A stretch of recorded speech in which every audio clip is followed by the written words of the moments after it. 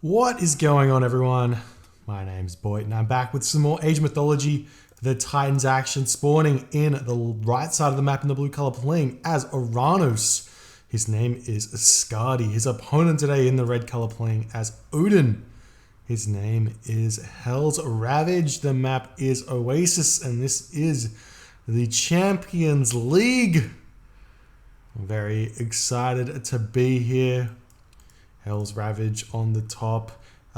If we are not aware of this player, he's been around since the, I don't know if it's the inception of the game or what, but he's been here for quite some time.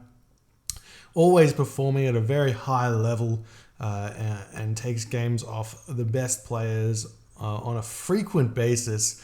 Placed top 8 in the Bill Gregg Open, and it's definitely a player to not underestimate.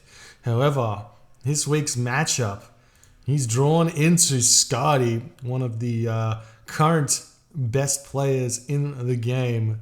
If we go back to those BGO results, he placed 3rd.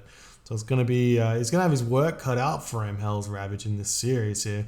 He does go for the quote-unquote counter-civ here with Odin. A lot of Uranus players have been having a lot of issues with Odin over the past year or so, ever since people started discovering that that you can do a certain Odin strategy and put a lot of pain onto the standard Uranus. So we'll see how he goes in this one. It is a low hunt. It looks like it's a low hunt Oasis here. Checking out the map, he does have his giraffe really far forward, but he's found them nice and early. So we'll eat these zebra and then be able to eat most of these these hunts here pretty early. We do see that Skadi's gone for a economic guild here, which means it's going to be a 4:30 advance time. So he's going to have a little bit of time on these this hunt before he gets pushed off it, and we will see him move over there pretty much instantly, I assume. And for Skadi as well, he's found his hunt nice and early, so he's already moved over there. He's not going to have any issues advancing. So nice start for both players. We do have over in the top corner of the map here the Eye of Ornlu. That is the 5% extra counter infantry damage bonus. We also have in this corner here the Kithara of Apollo. Really big relics on both sides, to be honest. If Hells can get his hands on this top relic here, then when he's making those throwing axemen that he's going to be making a little bit later in the game to kill off the Momillo, it's giving him a little bit of an advantage there. So it's pretty much a must get for him. We do see the oracles coming in nice and early. They will spot this hunt, and we do see a great hunt onto this location. A little bit of interesting decision. Normally we see the great hunt on the goat here, and we see a double Ulfsark here from Odin, generally speaking, on this map. So obviously Hells is looking to go quite fast to the classical age here. He does have his temple up. He's building his last dwarf in the ox cart, and he's going to be looking to hit that advance option there, or advance button there, so that he can deal with any initial pressure that the Uranus is going to put onto him. And we'll see if he starts making some Herso. No Herso just yet. We do see he's a little bit short on the food, so has to gather that first and send him over here. It should be no problem. And we do see the scouts. Oracle's already moving in here. This is a fake here. This is a big fake, and I'm not sure that Hells is quite prepared for this. And we do see that he's not going to move. He did turn around, bash them a little bit, then realize, no, that's not what's happening. Got to be really paying attention to the score here when you're facing up against this Uranus shenanigans, because the score drop, it happens regardless of what you do. You spend 400 food. That means that your score is going to be going down because it's no longer in your bank to be spent. It comes back up once the technology comes in, but a little bit of score reading there would help out quite a bit. We see a forward longhouse here from Hells, playing incredibly aggressive. He obviously wants to hold on to this hunt for as long as he possibly can. And we've got a counter barracks and a military barracks coming in. Thank you so much for the 100 bits, King Bread. Welcome. Appreciate you.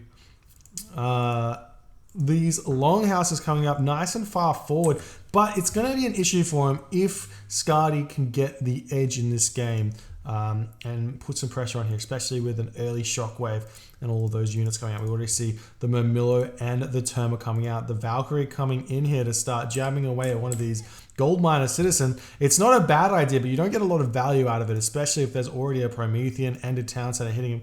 I wouldn't mind seeing the Valkyrie used to come in and pick off a couple of goats while you're in here, just to hurt the Uranus economy a little bit later. We do see another citizen taking a couple of hits here, and there's the Valor from Skadi going to be chasing this Valkyrie away. And we do see a lot of damage coming onto it there. Nice surround there with the help of that citizen to get the shots off onto it. And the Valkyrie will get away with about 100 HP left.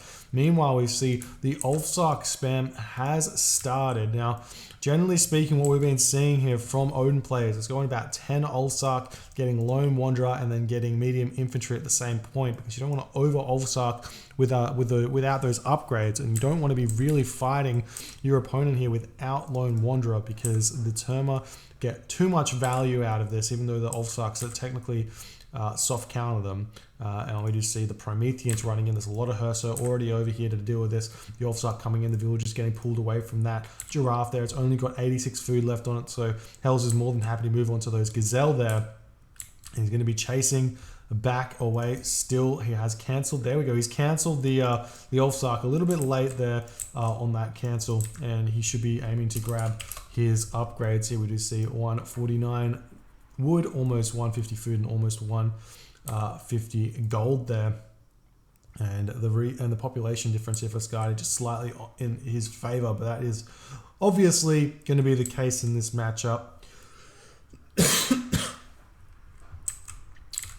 And here we go. These units moving around up to the top here, going to be looking for some raids. And this is actually a really big raid. These towers are not getting him a lot of line of sight, but I don't think Skadi knows that this is where the wood situation is. So it looks like he's checking there instantly. So he's looking up for the top here. The villagers do retreat back into this sentry tower, and a huge shockwave there. Potentially going to get a villager pick off if you can't garrison it in time. He cannot, because the stun from the shockwave there is a little bit too strong. Second gatherer not going into the tower. It does get into the tower, so this raid does get one villager kill, and he's going to make two villagers become idle there. This is going to force Hells to make a move forward here. He's got these Ulfsark out. They've got Lone Wanderer. They've got medium upgrades. Moving in now, we've got the Hursa to hit the Promethean. No, not going to be going onto them just yet. These units retreating back into the main base of Skadi, and he's going to be taking a lot of damage from them. We see the Kara Ballista coming into this counter barracks. Super interesting. He's going to jump those out when he has maybe 3 or 4 of them, so that they can do a lot of damage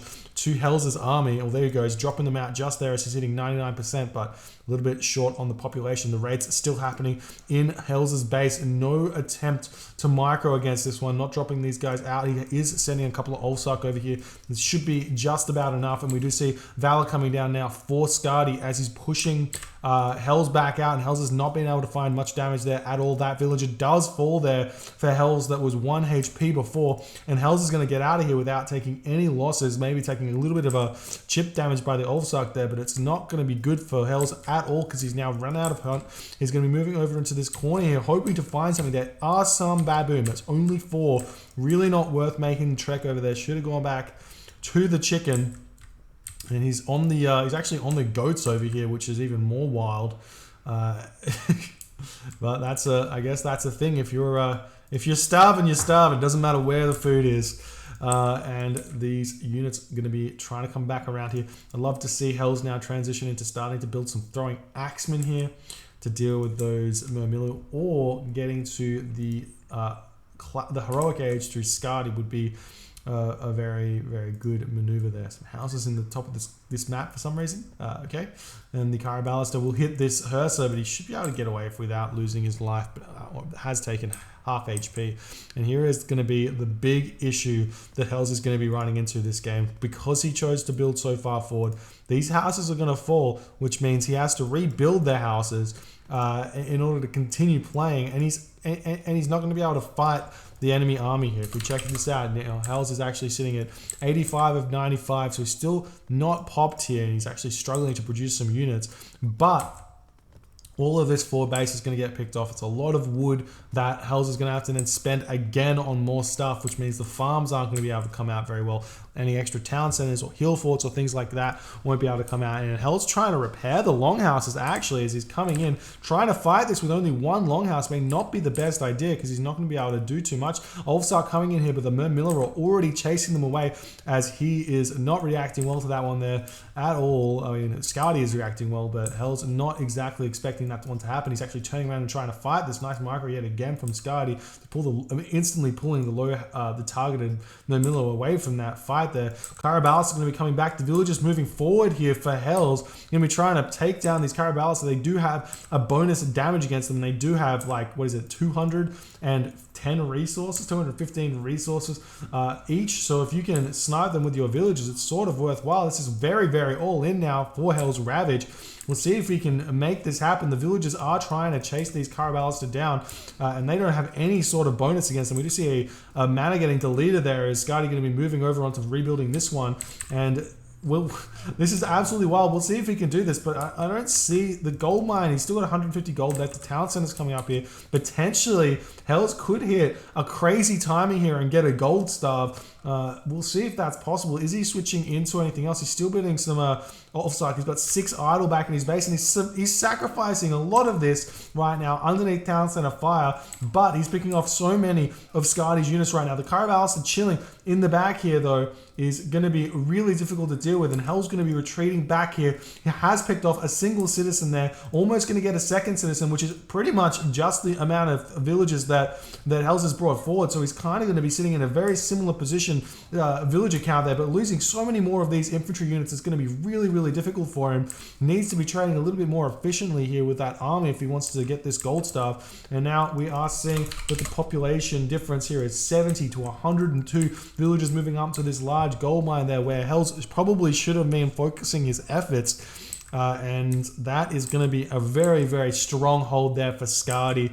And Hells is going to tap out in that moment. GG, well played by Scotty. An interesting effort there by Hells with the all-in with those extra gatherers.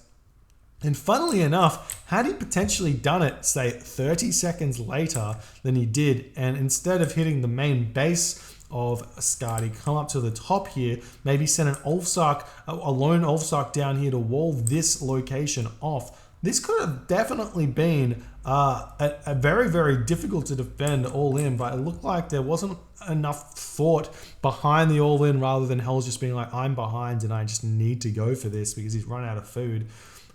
So finally, I think this this tactic here from Hell's is a really actually a valid strategy had he been attacking the right locations, because I don't think that Scotty's army composition was able to deal with the extra gatherers in there chasing down those Carabalista. But Scotty does get that hold, gets to go up 1-0 in this series, in this best of 3 series. We'll move on to game number 2 very shortly. Thank you all for hanging out with me, and we'll get the next game going real soon.